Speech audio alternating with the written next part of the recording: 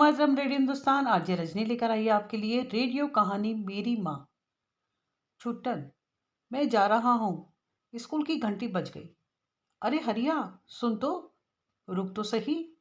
लेकिन हरिया कहाँ रुकने वाला था। बिना अपने दोस्त छुट्टन की तरफ देखे सिर पर पैर रखकर स्कूल की तरफ दौड़ने लगा। साला, इसका तो रोज का है। भागता तो ऐसे है जैसे उसके बिना स्कूल ही नहीं खुलेगा। अभी उसका काम भी मुझे ही करना पड़ेगा। नवाब आधे घंटे से पहले तो आने वाला नहीं। कभी कभी तो दिल करता है साले को एक घुसा मार दूं, पर क्या करूं, जिगरी यार है मेरा, मार भी तो नहीं सकता। मेरी तो समझ में ये नहीं आता कि पढ़ लिख कर कौन सा कलेक्टर बन जाएगा। छुटन अपने आप में ही बड़बड़ाता हुआ अपने काम में लगा हुआ था। लेकिन उम्मीद के विपरीत आज 10 मिनट में ही हरिया मुंह लटकाता हुआ वापस आया। उसको देखकर छुट्टन हैरान होते हुए बोला, क्यों रे, आज जल्दी आ गया? स्कूल की छुट्टी हो गई क्या, या किसी ने डांट कर भगा दिया? चल अच्छा हुआ जो तू आ गया। आज यहाँ बहुत ग्राहक आए हैं, चल जल्दी से काम पर लग जा। हरिया मुंह लटकाए बिना कुछ बोले काम पर लग गया। वो दोनों दोस्त एक छोटी सी चाय की दुकान पर चाय बनाने, गिलास धोने, चाय देने तक का सारा काम करते थे। कच्ची पक्की छोटी सी स्टॉल थी। बैठने के लिए टायरों का इस्तेमाल करके कुर्सियां बनाई हुई थी। पक्की छत की जगह सूखी लंबी घास का इस्तेमाल किया गया था। दरअसल वो दोनों सिर्फ इस दुकान पर काम करते थे। दुकान का मालिक सवेरे 4 बजे आकर दूध और बाकी ज़रूरत का सामान देकर चला जाता था और शाम 4 बजे आकर हिसाब किताब करता और गले पर बैठता। दुकान के मालिक सुजान सिंह को वो दोनों आज से 5 साल पहले तक एक सड़क पर रोते बिलखते चोरी करते हुए मिले थे। भीड़ की मार से बचाकर वो उनको अपने साथ ले आए। सुजान सिंह ने तब से उन दोनों को मुख्य सड़क पर ये चाय की छोटी सी दुकान खुलवा कर दी। दोनों दोस्त पूरी ईमानदारी से वहां काम करते, कभी भी 1 रुपए की हेरा फेरी नहीं करते थे। उनकी इसी ईमानदारी की वजह से सुजान सिंह ने दुकान उनके हवाले कर रखी। वो सिर्फ रोज खर्चा जितना पैसा लेकर बाकी की हुई कमाई उन दोनों में आधी आधी बांट कर चला जाता था, जिससे वो अपना खर्चा उठाते थे और अपने छोटे मोटे शौक भी पूरे करते थे, जैसे त्योहारों में नए कपड़े लेना, जूते लेना, चश्मा लेना। कुल मिलाकर वो अपनी जिंदगी में बहुत खुश थे। ना ज़्यादा बड़े शौक, ना ज़्यादा ऊंचे सपने। लेकिन हरिया का रोजाना दुकान के पास बने स्कूल की घंटी पर भाग जाना छुट्टन की समझ के बाहर था। लेकिन दुकान को अकेला छोड़कर तो वो जा नहीं सकता था। इसलिए उसने जब कभी हरिया से इस बारे में पूछा तो वो कहता कि वो वहाँ अंग्रेजी सीखने जाता है। स्कूल की एक कक्षा की खिड़की सड़क की तरफ खुली हुई होती है, जहाँ से रोज उसी वक्त पर अंग्रेजी की कक्षा चलती है। वो उसी खिड़की के बाहर बैठकर सुनता है और सीखता है। ये सिलसिला लंबे समय से चला आ रहा था, लेकिन हरिया इस तरह मुंह लटकाकर और इतनी जल्दी कभी नहीं आया था। छुट्टन ने इस पर ज्यादा ध्यान न देते हुए अपने काम पर ध्यान लगाया। शाम को सुजान सिंह हिसाब करने आया तो उसने भी हरिया का आज उतरा हुआ चेहरा नोटिस किया, लेकिन पूछने पर उसने कुछ नहीं बताया। सुजान सिंह भी रोज की तरह अपने वक्त पर घर चला गया। अगली सुबह एक नई उम्मीद के साथ स्कूल की घंटी बजते ही हरिया फिर से छुट्टन को बोलते हुए भाग खड़ा हुआ। लेकिन यह क्या, आज फिर हरिया उदास मुंह लटकाकर आया और अपने काम में लग गया। छुट्टन के पूछने पर भी कोई जवाब नहीं आया। तीसरे दिन फिर हरिया उसी तरह भागा, लेकिन आज छुट्टन ने भी पहले से तैयारी कर रखी थी कि जानने के लिए कि आखिर हरिया स्कूल की घंटी बजते ही भाग क्यों जाता है। छुट्टन ने हरिया के जाते ही दुकान को कुछ देर के लिए पास में काम करने वाले अपने दोस्त के हवाले करके खुद भी छिप छिपाकर हरिया के पीछे हो लिया।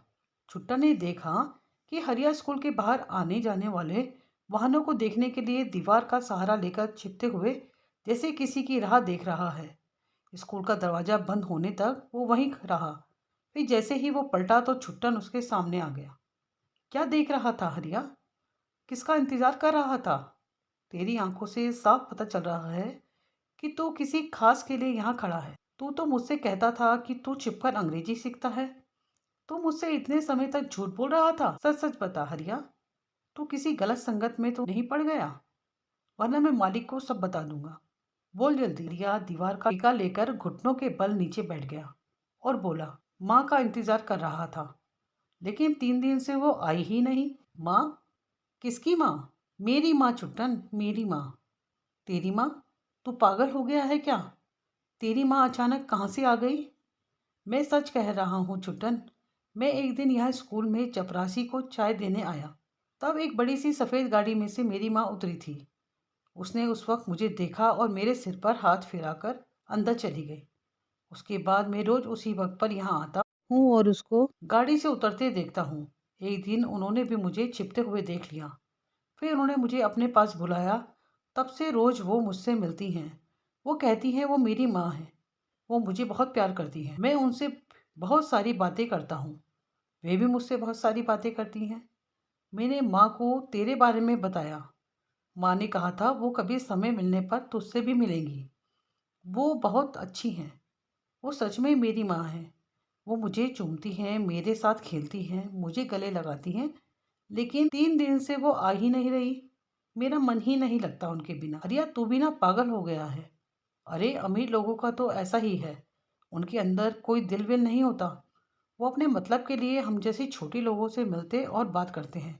जब तक उनका मन किया तब तक उसने तेरे से बात की।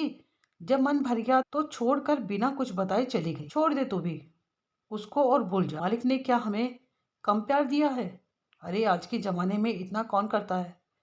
उन्होंने जिम्मेदारियां दी हैं। उनको दगा तो नहीं दे सकते ना। चल अभी दुकान चल और काम कर। काम में ध्यान लगा। और खबरदार जो कभी इस तरफ आया, वरना मैं मालिक को सब कुछ बता दूंगा। छुट्टन हरिया का हाथ पकड़कर उसे अपने साथ दुकान पर ले जाने लगा। हरिया गर्दन नीचे किए मुंह लटकाए बोझिल मन से उसके साथ चल दिया। दुकान के नज़दीक पहुंचते ही हरिया दुकान में जाने लगा कि उसने वहां कुर्सी पर बैठी एक औरत को देखा और छुट्टन से हाथ छुड़ाकर जोर से चिल्लाया, माँ माँ। वो बेसुध सा दौड़ता हुआ उनके सीने से जा लगा। अनायास ही उसकी आंखों से आंसू की धारा बहने लगी। रोते रोते बोला, आप कहाँ चली गई थी माँ? आप कहाँ चली गई थी? उस औरत ने उसके आंसू पोंछते हुए कहा, माफ़ करना बेटा, कुछ दिनों से तबीयत ठीक नहीं थी, इसलिए स्कूल नहीं आ पाई। लेकिन आज यहाँ आ गई। अब ऐसे ही रोते रहोगे या अपने दोस्त से भी मिल पाओगे? हरिया ने झट से आंसू पोंछते हुए छुट्टन की बाह पकड़ी और उसे खींचते हुए उनके पास लाकर बोला, देख छुट्टन, मैंने कहा था ना मेरी माँ है, देख। छुट्टन हरिया को ऐसा खुश देखकर बस मुस्कुराई जा रहा था।